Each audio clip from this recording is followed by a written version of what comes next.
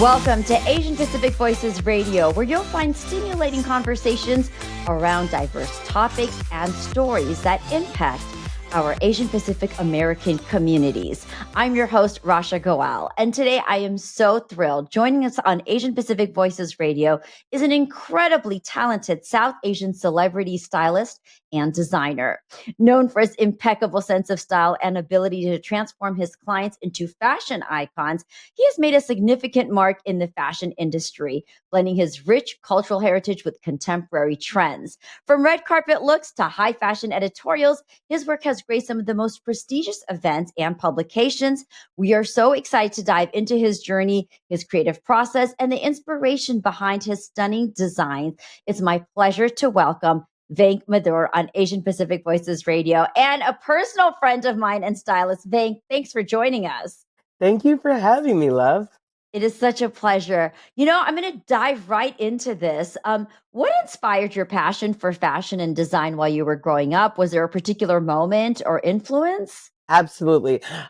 Growing up in Indiana in the 90s, there was this big swing of grunge, and I hated it. And then all of a sudden, this movie comes out called Clueless, and I watched that film and I wanted to be Cher Horowitz. And that was it. And you grew up in Indiana, you said? Yeah, I grew up in the Midwest around the cornfields. Oh, around the cornfields. Okay. Now, it's been so amazing to watch your journey. And I have to add, I've always enjoyed working with you because you have this impeccable style and taste and really work well with your clients. Venk, your work has graced the Academy Awards red carpet and the pages of Vanity Fair, just to name a few things. How would you say you approach styling for such high profile events or even the talent? And what elements are important to you to create a memorable look?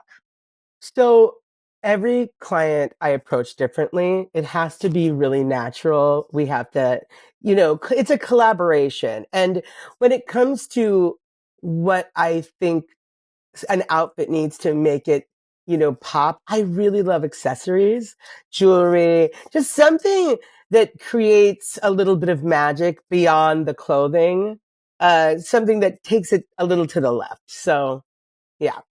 I love that. And, I can personally attest to that. I mean, I know one of my Academy Award looks that we had for the carpet was this beautiful dress. And I just felt so magical in that. But you were so attentive to making sure I felt comfortable. And that, like, it fit me well. And so I love that with you. Who would you say has been your most memorable client and why?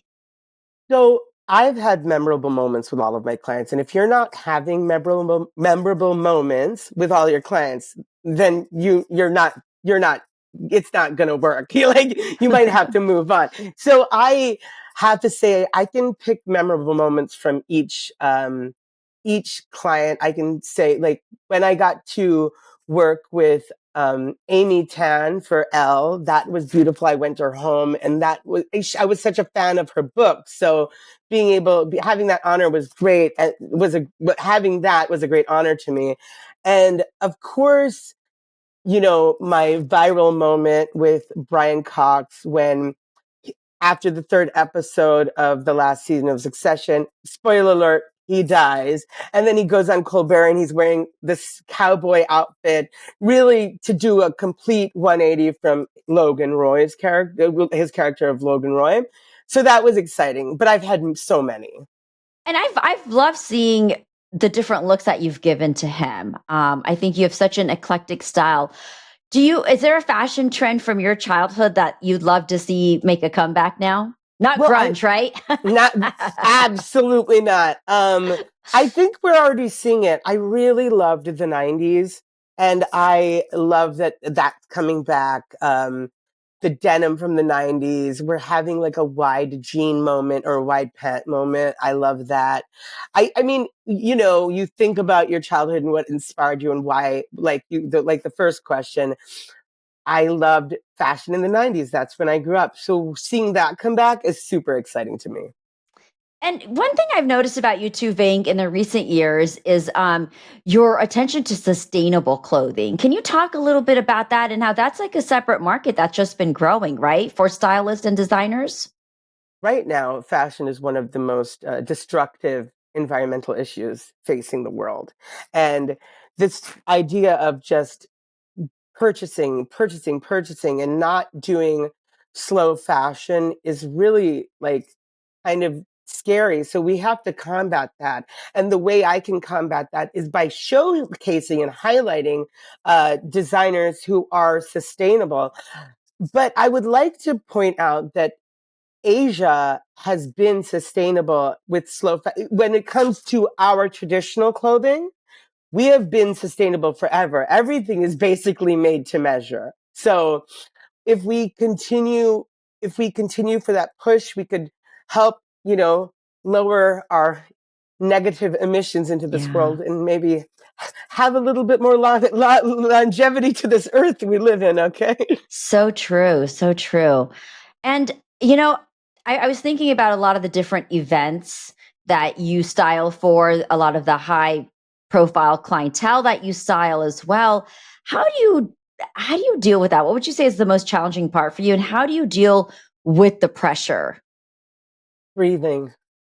At the beginning, when I had my first really major event, I it was stressful, but you have to manage that stress, because if you're stressed out in front of your client, they're going to get stressed out too. And the whole point of this all is that it's fashion, it's fun. And if you come from a place of joy, you'll immediately calm down. Joy is the perfect place to be centered. And then the person you're working with is also going to be centered, because at the end of the day, it's them walking on the carpet. It's them feeling confident. You need to provide people with that feeling. And the only way to do that is to bring joy.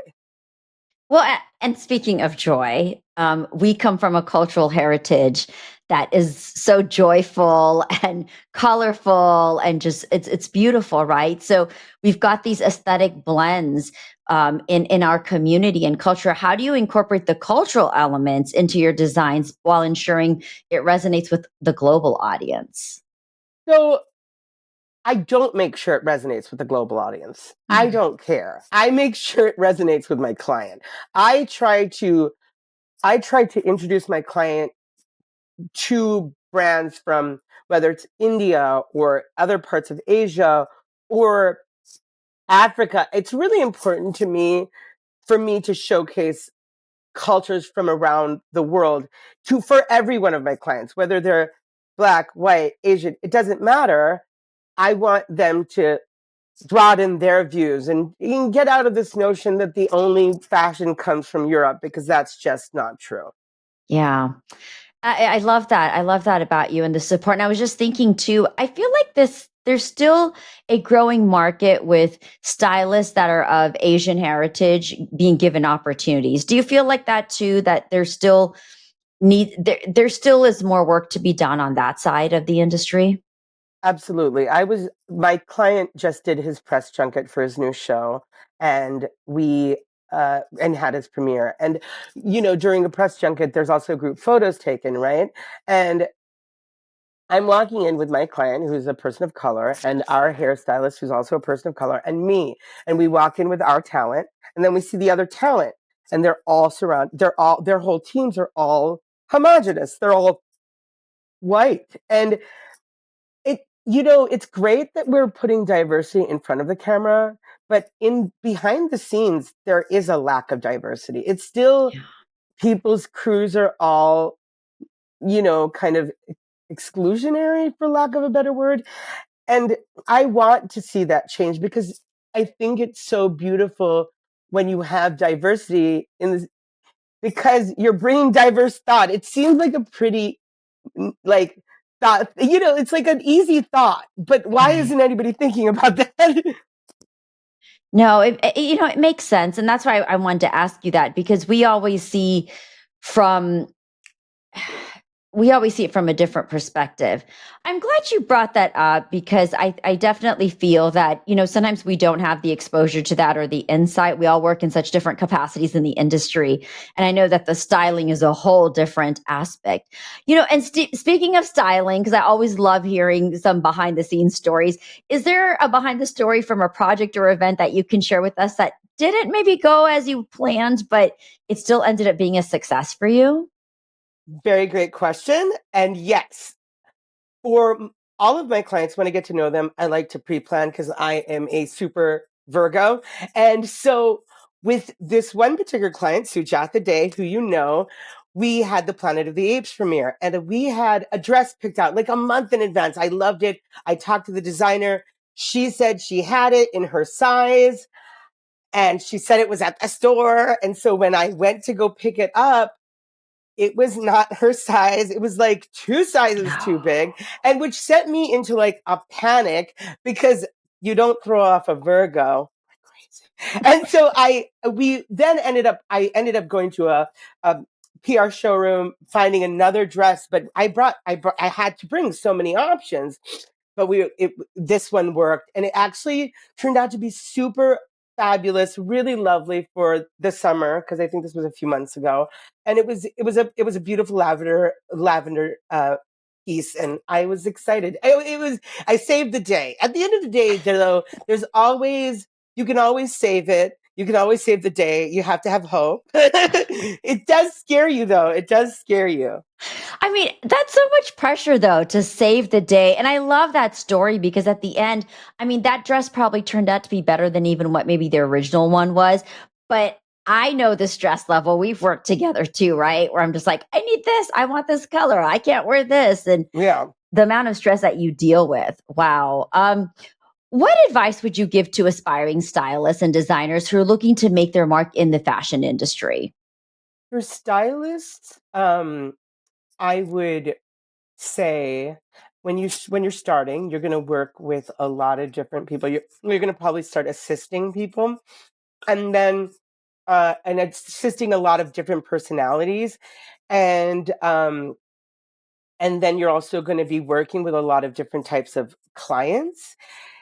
And I would say that it's okay to understand that you're not going to be for everybody. Like you have to be okay with that because if you are trying to work with everybody, you're not going to be defining your own personal style. And when you become more discerning about the people that you work with later in your career, you're going to find your tribe of like the people that resonate with you. And that's Mm, ultimately what you want to do. But at the beginning, yeah, it's trial and error and it's okay to make mistakes. Just breathe. We're yeah. all human. Nobody's perfect. That's a life lesson. That's your That's free life lesson. that's a great lesson for all of us. Vink, in your own evolution from where you started to where you are now, how would you define yourself? Like, who do you see yourself as? Well, I see myself as an icon. Yes, yes. I'm kidding. How do I see myself? That's a very good question. I mean, I really love what I do, you know, but that you're more than whether you're a stylist, you're more than a journalist. We're human beings at the end of the day. Um, I love what I do and I want to have fun doing it. It should be a joy and a continued joy.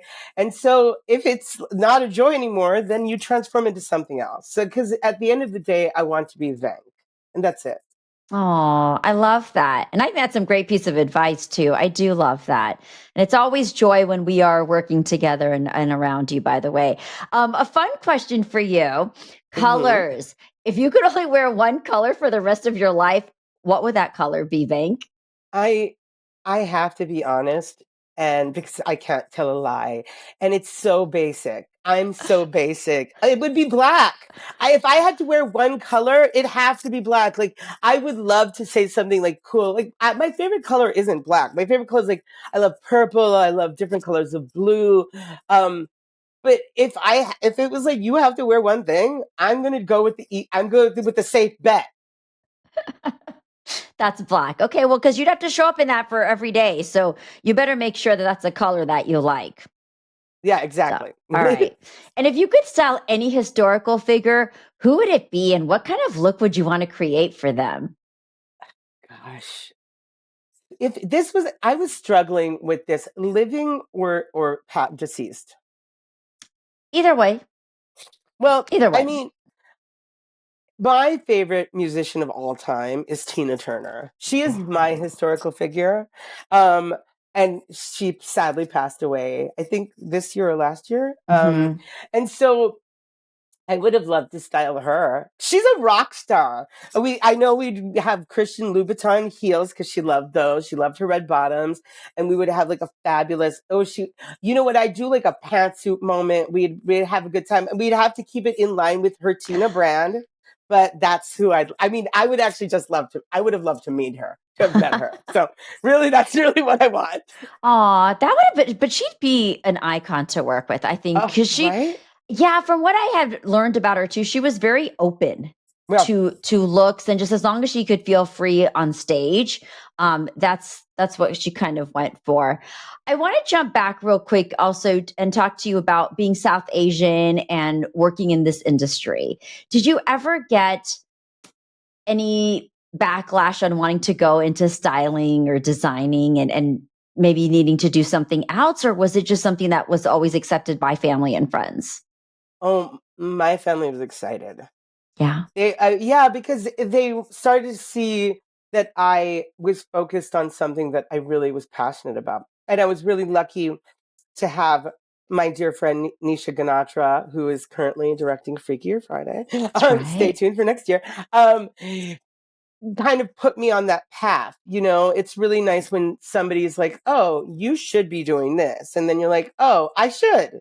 And then something clicks. And then you know, I've had nothing but support from my family, so I'm really blessed in that way. Oh, that's a really great thing. Vank, for you in your career, what would you say has been the most rewarding moment where you felt that your work made a significant impact in someone's life or even in the fashion industry as a whole?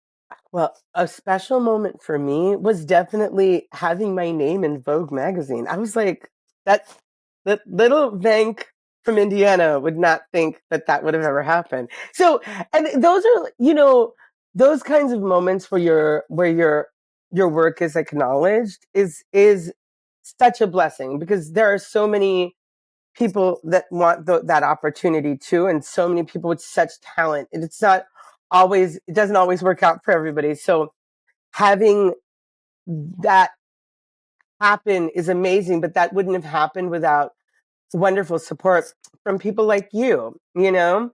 And, it really, you can't do anything on your own. You have to have people believe in you. And that is actually probably even more important to me. I think finding people who are in alignment with who you are and the vision that you bring. But listen, I mean, I think after you work so hard, not, I mean, that's just a beautiful reward, right? It's Hmm. exciting and it feels Yeah. good knowing all the hardships that one has gone through. Now I'm going to ask you some personal stuff. What are some of your favorite things to do or activities that you enjoy when you're not busy working in the world of fashion and design? Scrolling on TikTok. I am I am a doom scroller. Of That's course, research, isn't it? no, yeah, thank you for giving me an excuse. I really am passionate about politics. I love history. So politics is, right now we're in a interesting times. We're always Yes. in interesting times. Things that I like to do. So definitely keeping up. I'm brushed up on what's happening in the world, and going out to dinner. I'm a foodie. I'm a foodie Mm. who can't cook, so I have to go out for my food. Like, one thing I can't do, I can't cook. I can cook an egg, but that's about it. All right. How has your busy career in the fashion industry influenced your personal relationships, especially when it comes to a love life? Oh, ooh. Well, when it comes to my love life, well, that is easy answer. I don't have one. But so I'm single. But Plug. exactly, that's what I'm saying. Hey, call me. I'm a blonde now. We have more fun. Um, no, but when it comes to my relationships, I my friendships and my relationships with my family, like they have been such a support for me, and have just been my biggest champions. So I have strong relationships that are very loving and healthy. So it's actually just improved. I think when you find your passion in life, health, grow healthier bonds with the people around you. Mm, You're yeah. more centered, more focused, and that's what your relationships should look like as well. Yeah, because you're in joy.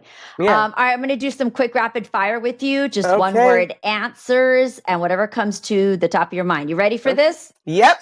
All right. What's your go-to comfort food? Peanut butter. Favorite city to visit for fashion inspiration? New York. Heels or sneakers? Sneakers.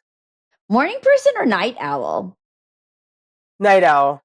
If you could swap wardrobes with any celebrity for the day, who would it be? Anne Hathaway. Ooh, you like her sense of style? Oh, yeah, she's fabulous. I love that. All right. Well, Venk, it has been so much fun chatting with you. Anything else you want to mention before we go? Do you have any fun things coming up you want to share? Or Well, my newest client, lovely human being Ronald Pete, is going to be starring in Apple TV's Bad Monkey.